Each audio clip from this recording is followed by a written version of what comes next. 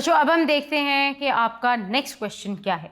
Pakistan is China's neighbouring country which has always supported Pakistan in difficult times, elaborate.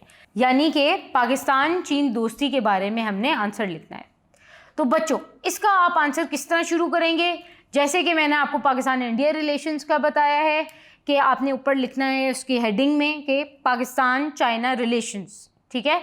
उसके बाद आपने, क्योंकि इस वाले टॉपिक के अंदर बहुत ज़्यादा हेडिंग्स नहीं हैं, तो आपने नंबरिंग करनी है 1 2 3 4।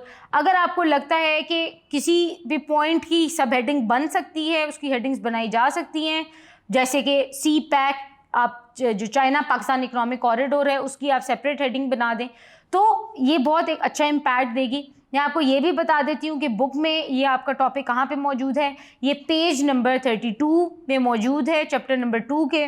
उसके अलावा आप इसकी डिस्क्रिप्शन के लिए और समझने के लिए जो आपको मैंने लेक्चर में पढ़ाया है पाक चीन दोस्ती के बारे में, उसको भी देख सकते हैं। Thank you.